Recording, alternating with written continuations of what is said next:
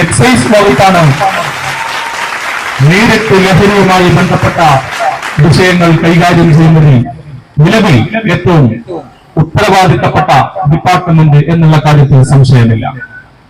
Excise വകുപ്പിനെ സംബന്ധിച്ചിടത്തോളം കേരളത്തിൽ ഒരുപാട് പരിമിതികളുണ്ട്. അംഗസംഖ്യ കുറവുണ്ട്. നമ്മുടെ ജനസംഖ്യക്ക് അനുവാദികമായിട്ടുള്ള അംഗസംഖ്യയില്ല. വകുപ്പിൽ ആധുനികവൽക്കരണം ഇന്നും പൂർണ്ണമല്ല. അങ്ങനെയുള്ള ഒരുപാട് വെല്ലുവിളികളുണ്ട്.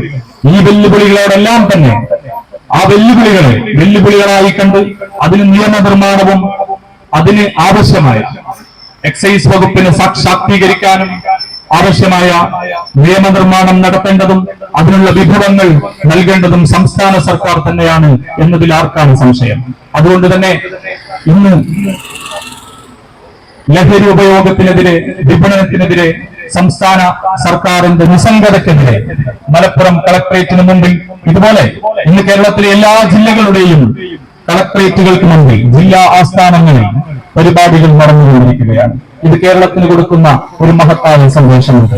നമ്മുടെ കുടുംബത്തിന്റെ സമാധാനത്തെ, നമ്മുടെ യുവതയുടെ ഭാവിയെ, നമ്മുടെ വിദ്യാർത്ഥികളുടെ ഭാവിയെ എല്ലാം തകർത്ത് കളയുന്ന മഹാവിപത്ത് എന്നുള്ള രീതിയിൽ തന്നെ, സാമൂഹിക വിപത്ത് എന്നുള്ള രീതിയിൽ തന്നെ നമ്മളെല്ലാം ലഹരി ഉപയോഗത്തെയും അതിനേക്കാൾ ഉപരിയായി അതിന്റെ വിപണനത്തെയും കാണണമെന്നും അതോടൊപ്പം ഈ വിഷയവുമായി ബന്ധപ്പെട്ട സംസ്ഥാന സർക്കാർ നടപടികളെ, സംസ്ഥാന സർക്കാരിന്റെ നിയമ നടപടികളെ, ഇതിനുള്ള പോളിസി മേക്കിങ്ങിനെ, നയരൂപീകരണത്തെ, അതിന് സംസ്ഥാന സർക്കാർ എത്രമാത്രം സമയവും അതുപോലെ തന്നെ വിഭവങ്ങളും ചെലവാക്കുന്നുണ്ട് എന്നുള്ളതിനെ സാമൂഹ്യജീവി എന്നുള്ള രീതിയിൽ, ഈ സമൂഹത്തിൽ ജീവിക്കുന്ന മനുഷ്യർ എന്നുള്ള രീതിയിൽ നമ്മൾ ഒരു സോഷ്യൽ ഓഡിറ്റിന് വിധേയമാക്കേണ്ടതുണ്ട്. അതിന്റെ അടിസ്ഥാനത്തിൽ ഉത്തരവാദിത്തമുള്ള രാഷ്ട്രീയ പ്രവർത്തകരായി നമ്മുടെ രാഷ്ട്രീയ പ്രവർത്തനത്തിൽ എപ്പോഴും ഉത്തരവാദിത്തത്തിന്, വലിയ ഉത്തരവാദിത്ത ബോധത്തിന് വലിയ പ്രാധാന്യമുണ്ട്. ആരെന്ത് ചെയ്താലും അതിനെ കണ്ണടച്ച് വിമർശിക്കുന്നതിനപ്പുറം ഉത്തരവാദിത്തത്തോടുകൂടി ഉത്തരവാദിത്തമുള്ള പൗരന്മാരായി നമുക്ക് ഓരോരുത്തർക്കും സമൂഹം നേരിടുന്ന ഈ വിപത്തിനെതിരെ ശബ്ദിക്കാൻ, ഈ വിപത്തിനെതിരെ സംസ്ഥാന സർക്കാർ നിസ്സംഗത പാലിക്കുമ്പോൾ, കണ്ണടയ്ക്കുമ്പോൾ അതിനെതിരെ ശബ്ദിക്കാനും സംസ്ഥാന സർക്കാരിനോട് ഈ വിപത്തിനെതിരെ നിയമനിർമ്മാണം നടത്താനും അതുപോലെ തന്നെ വിഭവങ്ങൾ നൽകാനും അതുപോലെ അതുമായി ബന്ധപ്പെട്ട വകുപ്പുകളെ ശാക്തീകരിക്കാനും ആഹ്വാനം ചെയ്യുന്നതിന് വേണ്ടിയുള്ള കാഹളമായി ഈ പ്രതിഷേധ ധർണ മാറട്ടെ എന്ന് ഈ അവസരത്തിൽ പറഞ്ഞുകൊണ്ട് ഈ ധർണയുടെ ഉദ്ഘാടന കർമ്മം നിർവഹിക്കേണ്ടിയിരുന്നത് നമ്മുടെ പ്രിയപ്പെട്ട സ്റ്റേറ്റ് കൺവീനർ, പാർട്ടിയുടെ സ്റ്റേറ്റ് കൺവീനർ ബഹുമാന്യനായിട്ടുള്ള PV അൻവർ അവർകളായിരുന്നു. അദ്ദേഹത്തിന് പെട്ടെന്നൊരു സുഖമില്ലാതെ വന്നതുകൊണ്ട്, നെഞ്ചിനൊരു വേദന ഉള്ളത് കൊണ്ട് അദ്ദേഹം തൽക്കാലം വരില്ല എന്ന് അറിയിച്ചിട്ടുണ്ട്. അതുകൊണ്ട് ഈ പരിപാടിയുടെ ഉദ്ഘാടന കർമ്മം നിർവഹിക്കാനാണ് ഞാൻ ഇവിടെ എഴുന്നേൽക്കുന്നത്. നമുക്കറിയാം, ലഹരി ഇന്ന് രാജ്യത്ത് തന്നെ വ്യാപിച്ചിരിക്കുകയാണ്. ഏത് രൂപത്തിൽ വ്യാപിച്ചു എന്ന് പറഞ്ഞാൽ, മഹാമാരി ഏത് രൂപത്തിലാണോ സ്പ്രെഡാവുന്നത് അതിനേക്കാളും വേഗത്തിൽ സ്പ്രെഡാകുന്ന ഒരു വിപത്തായിട്ട് ലഹരി മാറിയിരിക്കുന്നു ഇന്ത്യക്കകത്ത്, അതുപോലെ തന്നെ കേരളത്തിനകത്തുമെന്ന് നമുക്കറിയാം. ലഹരിയുടെ ഉപയോഗം വർദ്ധിച്ചു വരികയാണ്, നാൾക്കുനാൾ വർദ്ധിച്ചു വരികയാണ്. ഭയാനകമായിട്ടുള്ള ഒരു സ്ഥിതിവിശേഷമാണ് നമ്മുടെ രാജ്യത്ത് നടന്നുകൊണ്ടിരിക്കുന്നത്. അനിയന്ത്രിതമായിട്ടുള്ള ഉൽപ്പന്നങ്ങൾ, ലഹരി ഉൽപ്പന്നങ്ങൾ നമ്മുടെ രാജ്യത്ത് യഥേഷ്ടം ഒഴുകിക്കൊണ്ടിരിക്കുകയാണ്. എന്തുകൊണ്ടാണ് ഇങ്ങനെ ഒഴുകിക്കൊണ്ടിരിക്കുന്നത്? ആളുകൾക്ക് ഇത് ഉപയോഗിച്ചാൽ അത് ആ ഉപയോഗിക്കുന്ന വ്യക്തിക്ക് ഇത് പ്രയാസമുണ്ടാക്കുന്നുണ്ട്, അവനെ ഇല്ലായ്മ ചെയ്യുന്നുണ്ട് എന്ന് അവനറിയാത്തത് കൊണ്ടല്ല. ഒരാൾ ഉപയോഗിക്കുമ്പോ, അല്ലെങ്കിൽ ഒരു കൂട്ടം യുവാക്കൾ ഇത് ഉപയോഗിക്കുമ്പോ അവന്റെ വീട്ടുകാർക്ക് ഇത് ബുദ്ധിമുട്ടാകുന്നു എന്നറിയാത്തത് കൊണ്ടല്ല. ഒരു സൊസൈറ്റി ഇതുകൊണ്ട് നശിച്ചു പോകുന്നുണ്ട് എന്ന് അറിയാത്തവരുമല്ല ഇത് ഉപയോഗിക്കുന്നവരും ഇവിടുത്തെ ജനതയും. എന്നിട്ടും ഇത് നിർബാധം തുടരുകയാണ്. എന്താണ് ഇതിന് കാരണം? സർക്കാർ സംവിധാനങ്ങൾ നോക്കുകുത്തിയായി നിൽക്കുന്നത് കൊണ്ടാണ് ഇതിങ്ങനെ നിർബാധം തുടരുന്നത്. നമ്മളിപ്പോ നിലനിൽക്കുന്നത് മലപ്പുറം ടൗണിലാണ്. ഇപ്പൊ നമുക്ക് ഇത്ര കിലോ ലഹരി വസ്തു വേണം എന്ന് പറഞ്ഞാൽ സെക്കൻഡുകൾക്കകം ഇവിടെ എത്തിച്ചു തരാൻ ആളുകളുണ്ട്. അതാണ് നമ്മുടെ നാട്. അങ്ങനെ ആയിരിക്കുന്നു നമ്മുടെ നാട് എന്ന് നാം മനസ്സിലാക്കണം. കൂടുതലായിട്ട് നമ്മൾ കണ്ടുവരുന്നത് ഈ MDMA തന്നെ വിവിധ രൂപത്തിലുണ്ട്. കൃഷ്ണ രൂപത്തിലുണ്ട്, ഗുളിക രൂപത്തിലുണ്ട്, അതുപോലെ തന്നെ സ്റ്റാമ്പ് രൂപത്തിൽ, അങ്ങനെ പല തരത്തിലാണ് ഇന്ന് മാർക്കറ്റിൽ MDMA കിട്ടുന്നത് എന്ന് നിങ്ങൾക്കെല്ലാവർക്കും അറിയാവുന്ന ഒരു കാര്യമായിരിക്കും. ഇത് നമ്മുടെ ശരീരത്തിൽ എത്തിക്കഴിഞ്ഞാൽ ഞാനത് ഉപയോഗിക്കുകയാണെങ്കിൽ ഞാൻ എന്ന വ്യക്തി ഞാനല്ലാതായി മാറുകയാണ്. അത് ഉപയോഗിച്ച് ശരീരത്തിൽ പ്രവർത്തനം നടത്താൻ തുടങ്ങുമ്പോ എന്താ സംഭവിക്കുന്നത്? നമ്മുടെ ഹാപ്പി ഹോർമോൺസ് ഒക്കെ സ്റ്റിമുലേറ്റ് ചെയ്യപ്പെടും. നമ്മൾ വല്ലാത്തൊരു ആനന്ദ ലോകത്തായിരിക്കും. സന്തോഷം കൊണ്ട് നമ്മൾ ആറാടുകയായിരിക്കും. അതാണ് ഇത് ഉപയോഗിക്കുന്നവരൊക്കെ പറയുന്നത്. കേവലം 6, 7, 8 മണിക്കൂർ ലഭിക്കുന്ന ഒരു ആനന്ദം ആ എന്ന് നാം മനസ്സിലാക്കണം. പിന്നെയോ ഈ 6, 7, 8 മണിക്കൂർ കഴിഞ്ഞാൽ ഇതിന്റെ ഡോസിങ്ങിനെ അപ്പോഴൊക്കെ അവന് ഈ ഡോസ് തീരുന്നതോടുകൂടി അവന് പിന്നെയും ഈ സന്തോഷം ലഭിക്കണം. അതുകൊണ്ട് വീണ്ടും അവൻ പെട്ടെന്ന് ഇത് വാങ്ങി വീണ്ടും ഉപയോഗിക്കുന്നു. ഇന്ന് ആദ്യ ദിവസം അവൻ ഉപയോഗിച്ച ഡോസല്ല രണ്ടാമത്തെ ദിവസം ഉപയോഗിക്കുന്നത്. രണ്ടാമത്തെ ദിവസം ഉപയോഗിച്ച ഡോസല്ല അവൻ മൂന്നാമത്തെ ദിവസം ഉപയോഗിക്കുന്നത്. അങ്ങനെ നടക്കുന്ന അവൻ ഉപയോഗിക്കുന്നതിനനുസരിച്ച് ഇതിന്റെ ഡോസ് വർദ്ധിപ്പിച്ചുകൊണ്ടിരിക്കുന്നു. ഈ ഡോസ് വർദ്ധിപ്പിക്കുമ്പോ ആ മനുഷ്യന്റെ തലച്ചോർ ഡാമേജ് ആകുന്നു. അവന്റെ ശരീരത്തിനകത്തെ എല്ലാ പാർട്സിലും, അത് ഹൃദയമാവട്ടെ, ലിവർ ആവട്ടെ, എന്താവട്ടെ, അതെല്ലാം പതുക്കെ ഇങ്ങനെ തകർന്നുകൊണ്ടിരിക്കുകയാണ്. ആ മനുഷ്യൻ ഇല്ലാതായിക്കൊണ്ടിരിക്കുന്നു. അത് മാത്രമല്ല, പിന്നെ ഇതിന്റെ ഒരു സാമൂഹ്യ വിപത്ത് എന്ന് പറയുന്നത് എന്താ? സാമൂഹ്യ വിപത്ത് എന്ന് പറയുന്നത് ഇത് ഉപയോഗിക്കണമെങ്കിൽ വലിയ ചെലവാണ്. വലിയ ക്യാഷ് വേണം ഇത് ഉപയോഗിക്കണമെങ്കിൽ. ഈ വലിയ ക്യാഷിന് വേണ്ടിയിട്ട് ഒരു ദിവസം പണിയെടുക്കുന്ന അവന്റെ കൂലി മതിയാവാതെ വരുന്നു. ആ സമയത്ത് അവൻ വീട്ടിൽ പോയിട്ട് അവൻ അക്രമവാസന തുടരും. അവൻ പിന്നെ പണം ചോദിച്ചാൽ അവന് കൊടുക്കാനുള്ള ഒരു സാഹചര്യം മാതാപിതാക്കൾക്ക് ഉണ്ടാവില്ല. ആ സമയത്ത് അവൻ അക്രമവാസന കാണിച്ചു തുടങ്ങും. അവന് പിന്നെ 1, 2 കുടുംബത്തിലെ 10 പേരെ കൊല്ലാനും ഒരു മടിയും ഉണ്ടാവുകയില്ല. ഇങ്ങനെയുള്ള ഒരു സാമൂഹ്യ വിപത്താണ് MDMA ഉപയോഗിക്കുന്നതിലൂടെ നമ്മുടെ സമൂഹത്തിന്, നമ്മുടെ മക്കൾക്ക് സംഭവിച്ചു കൊണ്ടിരിക്കുന്നത് എന്ന യാഥാർത്ഥ്യം നിങ്ങളെല്ലാം തിരിച്ചറിയണം. തൃണമൂൽ കോൺഗ്രസ് ഈ ലഹരിക്കെതിരെയുള്ള ക്യാമ്പയിൻ ഇന്നിവിടെ ആരംഭിക്കുകയാണ്. ഇതൊരു ധർണയായിട്ടാണ് ഇന്ന് ആദ്യ പടി എന്ന നിലയ്ക്ക് ധർണയായിട്ടാണ് ഇത് തുടങ്ങുന്നത്. ഇത് ഇന്നത്തോടു കൂടി അവസാനിപ്പിക്കാൻ നമ്മൾ ഉദ്ദേശിക്കുന്നില്ല. സർക്കാരിന്റെ സംവിധാനങ്ങൾ ഉണർന്ന് പ്രവർത്തിക്കുന്നത് വരെ നമ്മൾ ഈ സമരങ്ങളുമായിട്ട് മുന്നോട്ട് പോകുമെന്നാണ് തൃണമൂൽ കോൺഗ്രസ് എന്ന പ്രസ്ഥാനത്തിന് വേണ്ടി പറയാനുള്ളത്. ഒരു നേതാവിനെ ദർശിക്കാൻ എനിക്ക് സാധിച്ചു. അൻവർ ഏറ്റെടുത്ത മുദ്രാവാക്യമാണിത്. അതുകൊണ്ട് തന്നെ ആസേതു ഹിമാചലം എന്ന് ഞങ്ങൾ പറയുന്നില്ല. അതൊക്കെ അങ്ങനെ വന്നു പോവാണ്. ആസേതു ഹിമാചലം മഞ്ഞൊഴിച്ച ഐതിഹാസികമായ സമരാഗ്നിയുടെ ആയുധങ്ങൾ ബലികൊടുത്തുകൊണ്ട് അതൊക്കെ പഴയതാ. അതൊക്കെ കമ്മ്യൂണിസ്റ്റ് ആവുമ്പോൾ പ്രസംഗിക്കുന്ന അങ്ങനെ വന്നുകൊണ്ടിരിക്കും. അങ്ങനെയുള്ളവർക്ക് അതൊരു സ്ഥാനമുള്ളൂ. അതുകൊണ്ട് ഈ ദൈവത്തിന്റെ സ്വന്തം നാട്ടിൽ ഈ പ്രസ്ഥാനം ക്ലച്ച് പിടിക്കുമെന്ന കാര്യത്തിൽ ആർക്കും ഒരു സംശയം വേണ്ട. അത് ഷൗക്കത്ത് അലി സാഹിബിന്റെ മകനാണ്. ഞാൻ സൂചിപ്പിക്കുന്നത് അൻവറിന്റെ പിതാവിനെ കുറിച്ചാണ്. ഒരുപക്ഷെ ഇക്കൂട്ടത്തിൽ ഒന്നോ രണ്ടോ പേരൊഴികെ അൻവറിന്റെ പിതാവുമായി ബന്ധപ്പെട്ടവർ ഉണ്ടാവില്ല എന്നെനിക്ക് തോന്നുകയാണ്. ഞാൻ അൻവറിന്റെ പിതാവിന്റെ കൂടെ PV ഷൗക്കത്ത് അലി സാഹിബിന്റെ കൂടെ പ്രവർത്തിച്ചിട്ടുണ്ട് മലപ്പുറം ജില്ലയിൽ. എന്ന് പറഞ്ഞാൽ ഞാനൊരു യുവാവല്ല, 65 വയസ്സ് തികഞ്ഞിരിക്കുന്നു എനിക്ക്.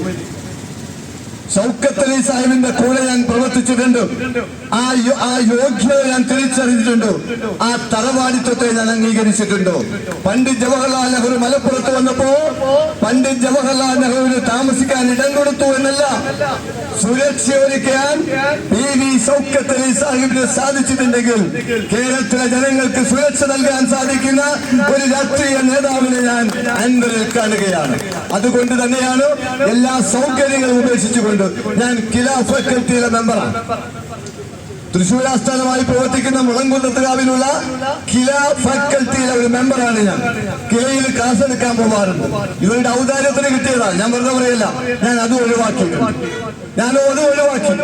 ഒരിക്കലും ക്ലാസ് എടുക്കാൻ പോയാൽ കാശ് കിട്ടും. ഞാൻ അത് ഒഴിവാക്കിക്കൊണ്ട് എനിക്കൊന്നും ആവശ്യമില്ല, ഇതിനി വിഴുങ്ങാൻ എനിക്ക് കഴിയില്ല എന്ന് പറഞ്ഞുകൊണ്ട് പോന്നതാണ്. ഞാൻ ഓർക്കുകയാണ് 1932 നടന്ന ഹരിപുര കോൺഗ്രസ് സമ്മേളനം. 1932 ഹരിപുരയിൽ നടന്ന AICC സമ്മേളനം. ആ സമ്മേളനത്തിൽ ഗാന്ധി ഒരു മുദ്രാവാക്യം നൽകി ജനങ്ങൾക്ക് 4 കാര്യങ്ങൾ ഏറ്റെടുക്കാൻ പ്രിയപ്പെട്ട കോൺഗ്രസുകാരോട് ഗാന്ധി ആഹ്വാനം ചെയ്തു. അതിലൊന്ന് മദ്യത്തിനെതിരെ ലഹരിക്കെതിരെയുള്ള മുദ്രാവാക്യമായിരുന്നു. മറ്റൊന്ന് ഖാദി പ്രചരണമായിരുന്നു. മറ്റൊന്ന് ഐത്തോച്ചാടനമായിരുന്നു. 4-മത്തേത് ഹിന്ദി പ്രചരണമായിരുന്നു.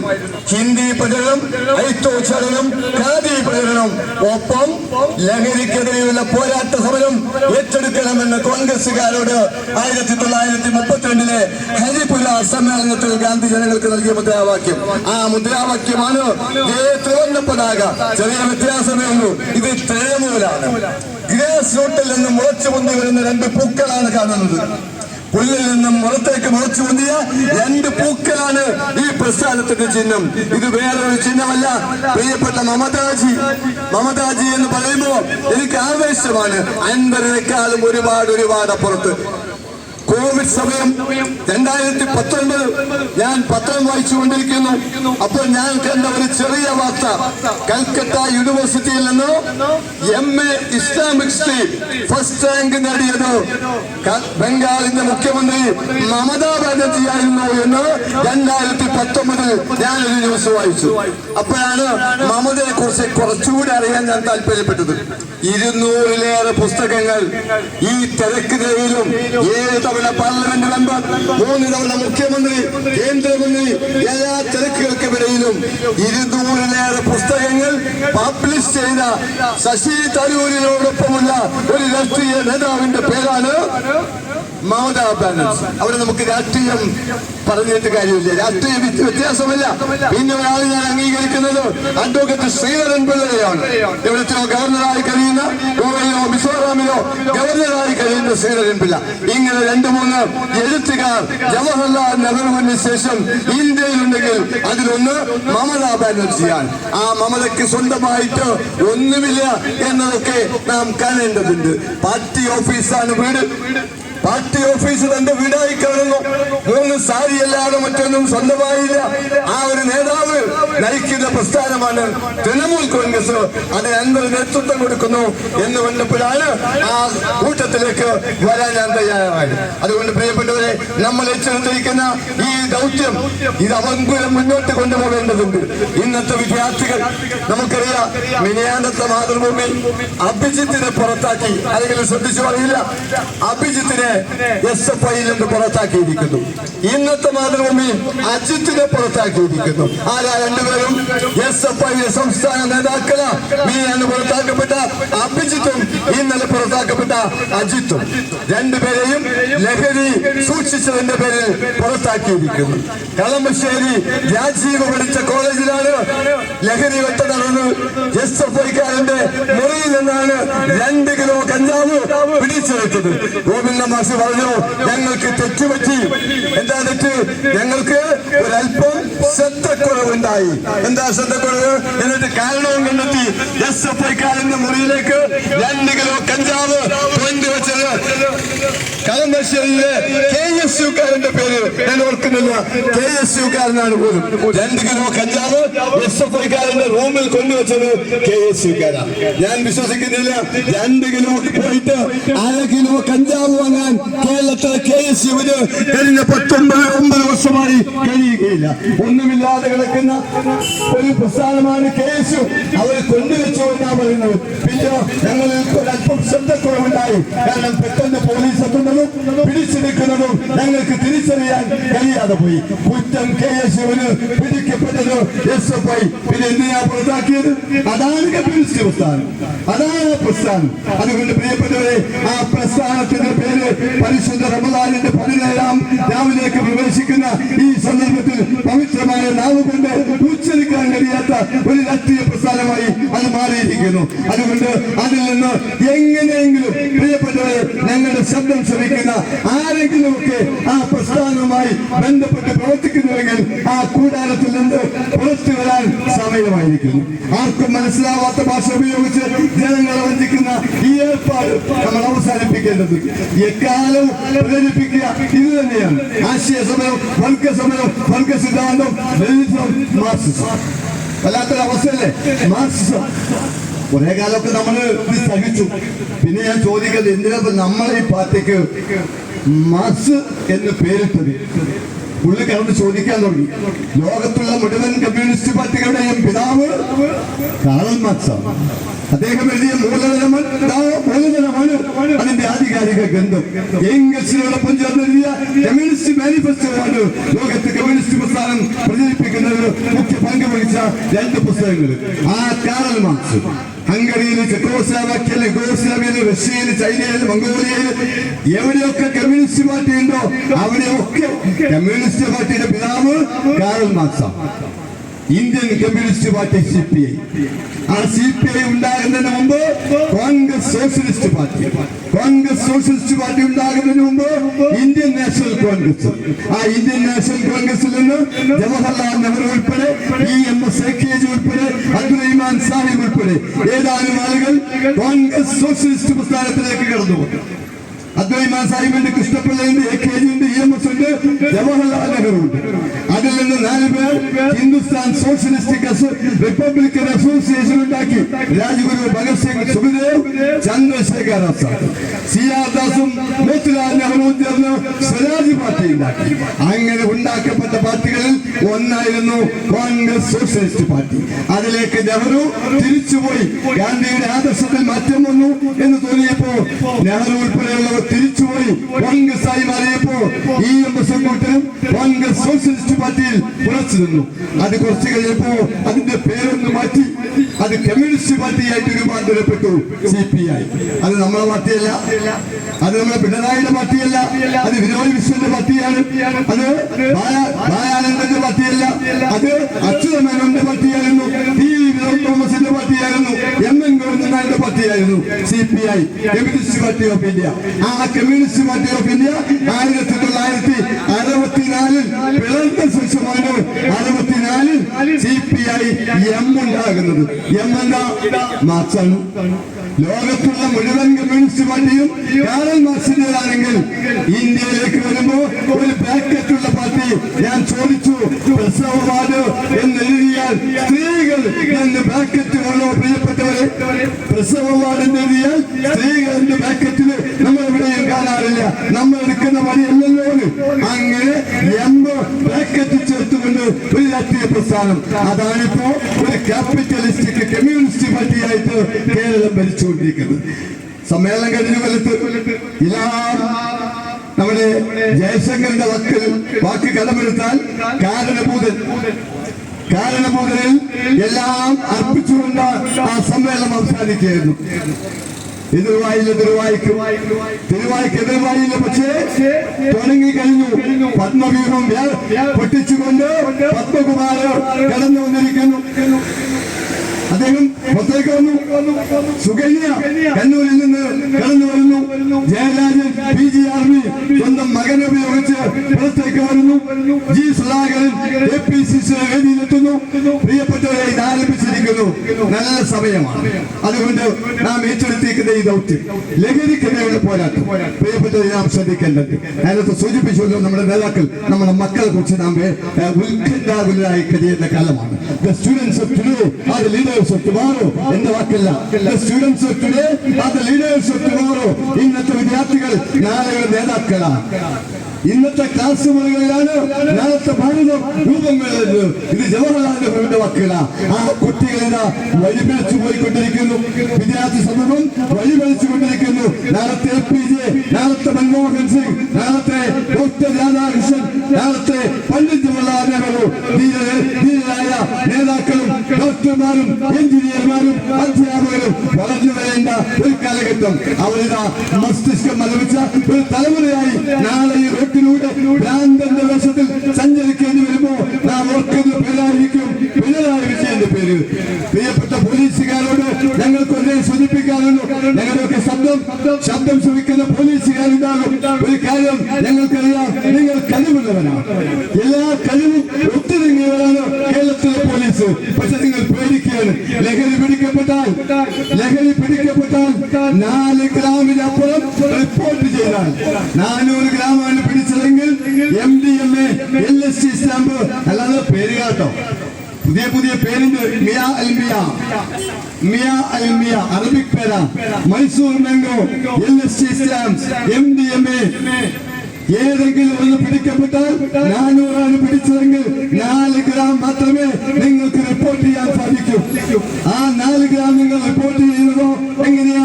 പിടിക്കപ്പെട്ടവരിൽ നിന്ന് പാരിതോഷികം വാങ്ങിയിട്ടാണ് എന്ന് ഞങ്ങൾ പറഞ്ഞാൽ ഞങ്ങളെ കുറ്റപ്പെടുത്തണ്ട. ബാക്കിയുള്ള ഗ്രാം എവിടെ കൊഴുകുന്നു എന്ന് നിങ്ങൾ മറുപടി നൽകണം. അത് ഈ മാർക്കറ്റിലേക്ക് സുലഭമായി എത്തുന്നുണ്ട്. അതുകൊണ്ട് നിങ്ങൾ ഭയത്തോടു കൂടിയാണ് നാളുകൾ തള്ളിയിരിക്കുന്നത്. ഒരു പക്ഷേ കാസർകോട്ടേക്ക് അല്ലെങ്കിൽ കട്ടപ്പനയിലേക്ക് ഇതായിരിക്കും നിങ്ങൾക്ക് പിറ്റേന്നുണ്ടാകുന്ന ട്രാൻസ്ഫർ. അത് പേടിച്ചുകൊണ്ട് നിങ്ങൾ കഴിയുന്നത്. കാലമ്പാറും എന്ന് മാത്രമേ നിങ്ങൾ സൂചിപ്പിക്കാറുള്ളൂ. വരാനിരിക്കുന്ന തെരഞ്ഞെടുപ്പ് ആ മാറ്റത്തിന്റെ സൂചനയായിരിക്കും. അതുകൊണ്ട് പിണറായിക്ക് വീട്ടുവേല ചെയ്യുന്ന പോലീസ് ഉദ്യോഗസ്ഥരോട് ഞങ്ങൾക്കൊന്നേ സൂചിപ്പിക്കാറുള്ളൂ. ഇത് ജനാധിപത്യ കേരളമാണ്. ഈ കേരളത്തിന്റെ കാലാവസ്ഥ മാറുക തന്നെ ചെയ്യും. അതുകൊണ്ട് ഈ വിദ്യാർത്ഥി സമൂഹം നശിക്കാതെ നേരിന്റെ പാതയിൽ അവരെ ചേർത്ത് നിർത്താൻ പ്രിയപ്പെട്ടവരെ നമുക്ക് ഒരുമിച്ച് കൈകോർക്കാം. എക്സൈസും പോലീസും ജനങ്ങളും ഒരുമിച്ച് നിന്നാൽ CPM നമുക്ക് മാറ്റി നിർത്താം. CPM എന്ന ജനങ്ങളുടെ രാഷ്ട്രീയ വിഭാഗത്തെ മാറ്റി നിർത്തിക്കൊണ്ട് മനസ്സാക്ഷി വിലവെച്ചിട്ടില്ലാത്ത മുഴുവൻ മനുഷ്യരെയും ഒരുമിച്ച് നിർത്തിക്കൊണ്ട് ഈ പോരാട്ടത്തിൽ നമുക്ക് പങ്കുചേരാം എന്ന് മാത്രം സൂചിപ്പിച്ചുകൊണ്ട് അൻവറിന്റെ പിന്നിൽ മമതാജിന്റെ പിന്നിൽ അണിനിരക്കാൻ പ്രിയപ്പെട്ടവരെ നമുക്ക് അണിനിരത്താൻ പ്രിയപ്പെട്ടവരെ നമുക്ക് സാധിക്കണം. അത് ഈ രാജ്യത്തിന്റെ മോചനത്തിന് വേണ്ടിയാണ് എന്ന് മാത്രം സൂചിപ്പിച്ചുകൊണ്ട് എല്ലാവരും അഭിവാദ്യങ്ങളുണ്ട് അവസാനിപ്പിക്കുന്നു. നന്ദി.